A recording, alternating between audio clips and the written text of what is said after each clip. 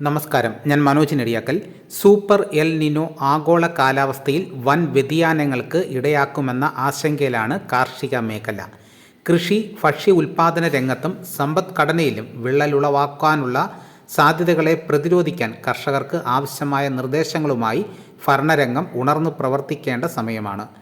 തെക്കു പടിഞ്ഞാറൻ കാലവർഷം രാജ്യത്ത് ദുർബലമാക്കുമെന്ന വിലയിരുത്തലുകൾ കണക്കിലെടുത്ത് കർഷകരും ഉണർന്നു പ്രവർത്തിച്ചാൽ ഓഫ് സീസണിൽ മെച്ചപ്പെട്ട വിലയ്ക്ക് ഉൽപ്പന്നങ്ങൾ വിൽപ്പനയ്ക്ക് അവസരം കണ്ടെത്താനാകും. പിന്നിട്ട 2 മാസങ്ങളിൽ ഹൈറേഞ്ച് മേഖലയിൽ മഴയുടെ അളവ് കുറഞ്ഞത് പല ഭാഗങ്ങളിലും ഏലത്തോട്ടങ്ങൾക്ക് തിരിച്ചടിയായി. തണുപ്പും ഈർപ്പവുമുള്ള കാലാവസ്ഥയിൽ ഏലച്ചെടികൾ പുഷ്പിക്കാനും കായ് പിടിക്കാനും അവസരം ഒരുക്കും.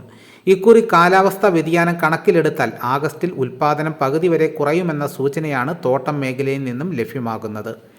കാലാവസ്ഥ മാറ്റം സ്ഥിതിഗതികൾ സങ്കീർണമാക്കുമെന്ന ഭീതിയിൽ ആഭ്യന്തര വിദേശ വ്യാപാരികൾ ഇന്ന് നിരക്കുയർത്തി ചരക്ക് സംഭരണത്തിന് ഉത്സാഹിച്ചു. ശരാശരി ഇനങ്ങൾ കിലോ 3005 രൂപയായി ഉയർന്നു. നീണ്ട ഇടവേളയ്ക്ക് ശേഷമാണ് ഉൽപ്പന്നം ഈ തലത്തിലേക്ക് ചുവടുവയ്ക്കുന്നത്. മികച്ച ഇനങ്ങൾ കിലോ 3670 രൂപയിൽ കൈമാറി. മൊത്തം 63,153 കിലോ ഏലയ്ക്ക വിൽപ്പനയ്ക്കെത്തിയതിൽ 62,447 കിലോയും ഇടപാടുകാർ മത്സരിച്ച് ശേഖരിച്ചു.